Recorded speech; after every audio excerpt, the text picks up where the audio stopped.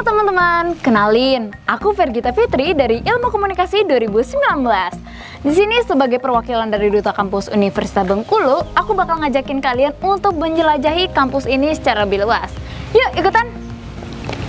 Universitas Bengkulu merupakan kampus terbaik di Provinsi Bengkulu yang sudah didirikan sejak tahun 1982. Kampus ini terpencar di 4 lokasi yang memiliki total lahan mencapai 97,84 hektar.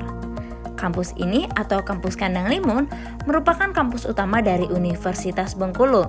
Sementara itu, ada 3 kampus lainnya yang berada di kawasan Air Sebakul, Padang Harapan, dan juga Jalan Cimanuk. Universitas Bengkulu sangat peduli akan pelestarian lingkungannya. Tersedianya banyak lahan hijau dan juga danau di tengah kawasan kampus, menjadikannya sebagai lingkungan kampus yang terlihat sangat asri. Gimana? Sejuk kan?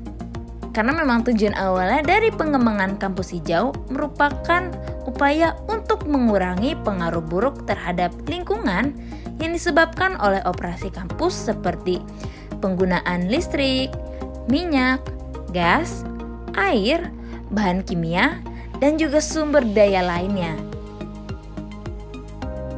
Dan hasilnya, kita pernah menduduki peringkat keempat se-Indonesia sebagai kampus hijau versi UI Green Metric 2010. Gak hanya itu aja, Universitas Bengkulu juga menduduki peringkat ke-214 dunia nih dari 516 universitas terdaftar versi UI Green Metric World University Ranking 2016. Tahun 2017 dan 2018, Universitas Bengkulu memperoleh penghargaan 10 besar atas keterbukaan informasi publik kategori Badan Publik Perguruan Tinggi. Lanjut nih ya, di tahun 2021, Universitas Bengkulu juga dinobatkan sebagai universitas terbaik ke-22 di Indonesia nih, berdasarkan penilaian DSCI Major Institution Rankings. Di tahun 2020, Universitas Bengkulu juga mendapatkan penghargaan sebagai kategori menuju informatif untuk kategori keterbukaan informasi. Lanjut di tahun 2021, Universitas Bengkulu juga masuk ke 50 besar se-Indonesia dalam ranking Web of University versi Webometrics. Wow, keren banget dong ya kampus kita yang tercinta ini. Di bawah kepemimpinan Rektor Profesor Dr. Ridwan Nurazi SEMSC, Universitas Bengkulu telah melakukan banyak perubahan ke arah yang lebih baik, seperti melalui pembangunan sumber daya manusia dan pembangunan infrastruktur kampus. Hal ini juga tak lepas dari peran para wakil rektor dan seluruh sivitas akademika Universitas Bengkulu.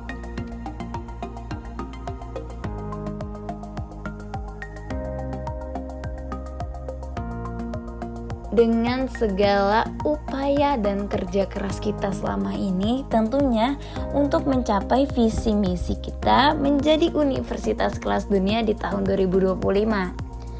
Universitas Bengkulu memiliki 8 fakultas loh teman-teman. Ada Fakultas Pertanian, Fakultas Hukum, Fakultas Ilmu Sosial dan Ilmu Politik, Fakultas Teknik, Fakultas Keguruan dan Ilmu Pendidikan, Fakultas Ekonomi dan Bisnis, Fakultas Kedokteran dan Kesehatan, serta Fakultas Matematika dan Ilmu Pengetahuan Alam yang totalnya nih teman-teman memiliki 96 program studi sarjana, magister, doktoral, vokasi dan juga profesi. Aduh, kayaknya udah kepanjangan nih penjelasannya. Oke deh, kita langsung aja menjelajahi kampus kita Universitas Bengkulu. Pertama-tama nih ya teman-teman, kita bakal menjelajahi kampus utama kita yang letaknya di Jalan WR Supraman Kandang Limun. Di kampus utama ini ada 2 gerbang masuk dan juga keluar loh. Gerbang masuk yang pertama ada di unit depan dan yang satu lagi ada di unit belakang. Tapi for your information aja nih ya, gerbang bagian belakang biasanya lebih ramai dan buka setiap hari. Tapi kalau di bagian depan biasanya buka di hari Senin sampai Jumat dari pukul 7 pagi hingga pukul 3 sore. Oke teman-teman, saat ini teman-teman sedang berada di gedung Fakultas Ilmu Sosial dan Ilmu Politik Universitas Bengkulu yang biasanya nih mahasiswa-mahasiswanya disebut sebagai mahasiswa yang kritis dan juga berjiwa sosial dong, sesuai namanya. Nah, kalau mahasiswa sini biasanya melakukan proses belajar mengajar untuk program S1 dan juga program vokasi di gedung Belajar Bersama 2 yang lokasinya persis di belakang gedung fakultas. Dan untuk program pasca sarjana biasanya melakukan proses belajar mengajar di sebelah kanan gedung fakultas yang letaknya di gedung A. Nih kalau ngomong-ngomong gedung A, di samping gedung A Fakultas Ilmu Sosial dan Ilmu Politik ada yang namanya Danau Inspirasi yang biasanya dipakai untuk belajar mengajar bareng teman-teman. Ada yang diskusi bareng organisasi, ada yang juga piknik, bersantai ria, dan masih banyak lagi kegiatan lainnya ya. Dan ternyata nih tapi teman-teman, ada satu larangan, yaitu larangan untuk berpacaran di wilayah kampus. Karena memang sudah aturannya ya, untuk bisa menciptakan proses belajar mengajar yang lebih kondusif dan juga menciptakan generasi yang lebih unggul tentunya. By the way nih, di samping Danau Inspirasi ada danau lagi loh. Kok baik banget danaunya? Iya dong, jelas. Supaya kampus kita lebih asri dan nyaman untuk digunakan dalam proses belajar mengajar. Namanya Danau Ilmu.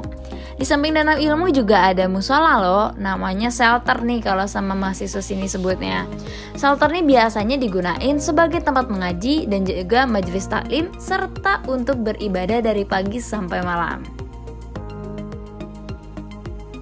Saat ini kita sedang berjalan menuju gedung rektorat yang menjadi pusat dari seluruh pengontrolan, pengarahan, perencanaan, dan juga pengendalian dari manajemen kampus. Di gedung rektorat terdapat beberapa pelayanan untuk kemahasiswaan seperti untuk mengajukan beasiswa, untuk seleksi mengikuti kompetisi kemahasiswaan, dan acara lainnya. Di rektorat juga terdapat UPT Kerjasama dan Layanan Internasional yang bisa mendampingi kamu serta menyeleksi kamu untuk mengikuti pertukaran mahasiswa ke luar negeri atau kegiatan internasional lainnya. Nah, kalau yang ini namanya Gedung Lembaga Pengembangan Teknologi Informasi dan Komunikasi, atau biasa sama anak-anak sini disebut sama Gedung LPTK atau LPTIK. LPTIK ini juga memiliki tugas untuk mengkoordinasi, memonitoring, dan juga mengevaluasi seluruh kegiatan di selingkup Universitas Bengkulu yang berhubungan dengan pengembangan teknologi informasi dan komunikasi. Selain itu, LPTIK juga bertugas juga untuk melayani mahasiswa-mahasiswa nih yang kalau misalnya punya gangguan di portal akademiknya. Jadi buat kamu kalau ada portal akademik yang bermasalah, langsung aja laporin ke sini. Dari gedung LPTIK, kita bakal berjalan menuju ke belakang yang ada fakultas di mana menghasilkan guru-guru hebat. Yoi, bener banget. Fakultas Keguruan dan Ilmu Pendidikan. Wah, banyak banget dong ya prestasi-prestasi yang udah dihasilin sama fakultas ini, baik dari mahasiswanya maupun dari dosennya. Di FKIP juga tersedia beberapa lab pembelajarannya loh.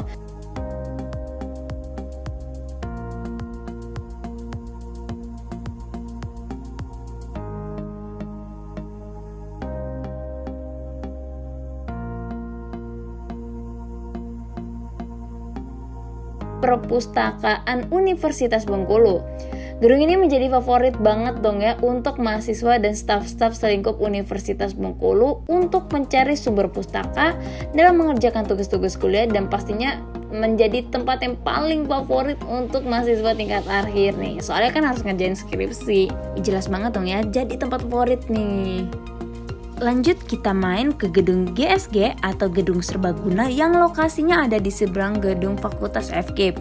Gedung ini biasanya digunakan sebagai tempat wisuda, kemudian acara-acara besar seperti seminar, penyambutan mahasiswa baru, pagelaran seni dan budaya, perlombaan skala nasional dan internasional, atau temu tahunan. Selain fungsi gedung ini yang berkaitan dengan kegiatan kampus, gedung ini juga sering disewakan untuk kepentingan lainnya. Seperti sebagai pusat kegiatan mahasiswa, gedung ini juga disewakan untuk kepentingan publik seperti acara pernikahan dan sebagainya. Dari gedung GSG, kita langsung menuju ke pusat kegiatan mahasiswa yang lokasi gedungnya berada persis di belakang gedung GSG. Di gedung PKM ini banyak tercipta mahasiswa-mahasiswa yang berprestasi, aktivis mahasiswa, dan tentunya banyak sekali bentuk-bentuk kegiatan-kegiatan besar lainnya. Di gedung ini juga terdapat sekretariatan BEM, DPM, Pramuka, dan kesekretariatan seluruh unit kegiatan mahasiswa di Universitas Bengkulu.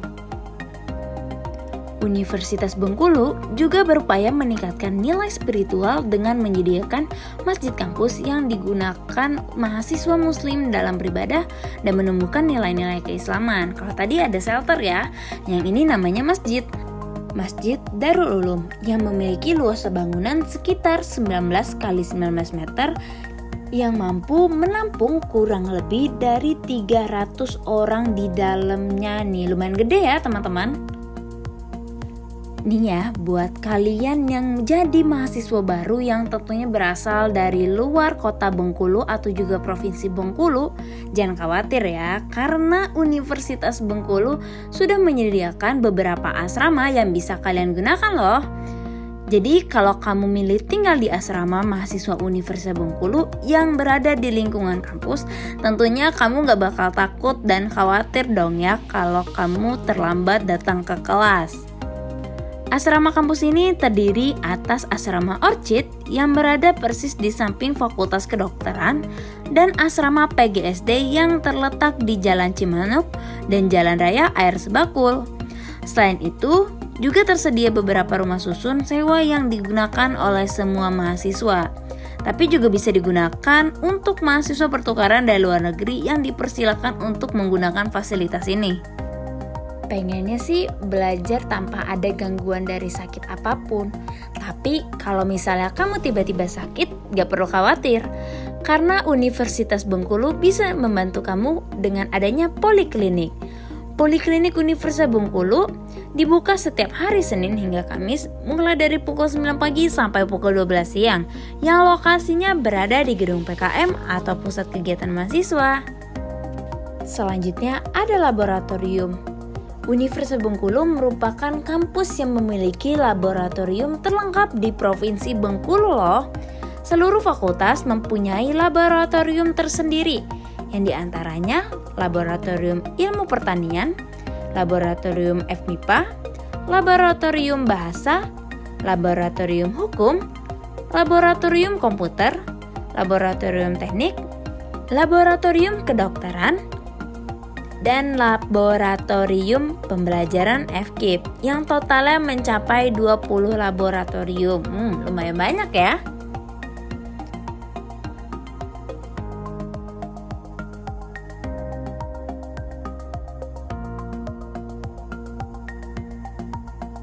Universitas Bengkulu sudah membangun kebun percobaan yang akan dijadikan sebagai salah satu pusat pendidikan bagi mahasiswa dan dosen dari Fakultas Pertanian. Kebun percobaan ini diharapkan bisa menjadi pengadaan bibit tanaman perkebunan, pertanian, peternakan, serta kehutanan. Masih banyak hal menarik yang ada di Universitas Bengkulu, seperti UPT Bahasa, Lembaga Penelitian dan Pengabdian kepada Masyarakat, kemudian ada gedung auditorium, radio kampus, SDG Center, dan yang lainnya.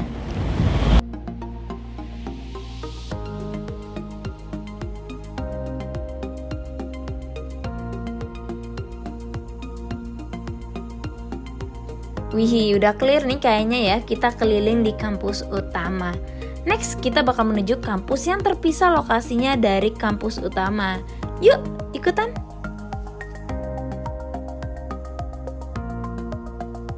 Nah, itu dia tentang profil dari kampus kita, Universitas Bengkulu. Gimana?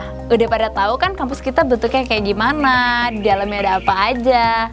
Oh jelas dong ya kan pada merhatiin. Tapi kayaknya kita harus mensudahi dulu nih tur kampus kita pada hari ini. Jadi buat kalian aku doain nih, semoga setelah pandemi COVID-19 ini cepat berakhir ya, kalian bisa langsung datang ke Universitas Bengkulu untuk lebih bisa menjelajahi kampus ini. Jadi sukses terus ya untuk perkuliahan kalian selama pandemi COVID-19 dan semangat!